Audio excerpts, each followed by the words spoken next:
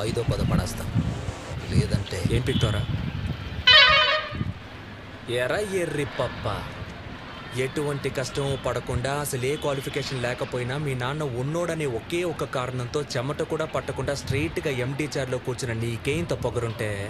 అమ్మ నాన్న తిప్పలపడి school fee కడితే ఎల్కేజీ నుంచి 10th క్లాస్ వరకు కష్టపడి చదివి పాస్ అయ్యి ఇంటర్లో ఈజీగా ఉన్న గ్రూప్లన్నీ వదిలేసి ఎంపీసీ చదివితేనే ఇంజనీర్ అవ్వగలమని చెప్తే కష్టమైన అదే గ్రూప్ సెలెక్ట్ చేసుకుని ఫిజిక్స్కి ఒక ట్యూషన్, కెమిస్ట్రీకి ఒక ట్యూషన్, మ్యాథ్స్కి ఒక ట్యూషన్ అని రోడ్లు పట్టుకు తిరిగి ఆ ఫీజు కట్టాలి ఈ ఫీజు కట్టాలని అమ్మా నాన్నల్ని హింస పెట్టి బోర్డ్ ఎగ్జామ్లో పాస్ అవడానికి ఫ్లాస్క్లో టీ పెట్టుకుని రాత్రంతా చదివి అలారం పెట్టుకుని పొద్దున్నే లేచి మళ్ళీ చదివి తీరా పాస్ అయ్యాక ఎంసెట్లో ర్యాంక్ రాకపోతే లాంగ్ టర్మ్ కోచింగ్ తీసుకుని అప్పటికీ సరైన ర్యాంక్ రాక అమ్మ నగలు తాకట్టు పెట్టి మేనేజ్మెంట్ కోటాలో సీట్ సంపాదించి తెలుగు మీడియం నుంచి వచ్చిన నాకు ఇంగ్లీష్ అర్థం కాక ఫస్ట్ ఇయర్ నుంచి 4th ఇయర్ దాకా ఉన్న అరియర్స్ అన్ని 4th ఇయర్లో ఒకేసారి క్లియర్ చేసి ఈ సొసైటీలోకి వస్తే ఈ జనమంతా నన్ను ఉద్యోగులేని ఎదవా అని నీచంగా మాట్లాడుతున్న లెక్క చేయక ఉద్యోగం కోసం ఆ ఆఫీసు ఈ ఆఫీస్ అని పిచ్చ కుక్కల 4 ఏళ్లగా తిరుగుతున్న నన్ను ఎందుకు పనికిరావు తిండి దండగా అని మా నాన్న తిడుతుంటే ఒక్కో మెతుకు గొంతులో దిగక ముళ్ళులా గుచ్చుకుంటుంటే మింకలేక కక్కలేక చస్తూ బతుకుతున్న నాకు ఎవరో ఓ మహానుభావుడు మంచి మనసుతో అవకాశం ఇస్తే దాన్ని కూడా లాగేసుకోవాలని చూస్తున్న నీలాంటి బేవర్స్ గండి ఎదిరించి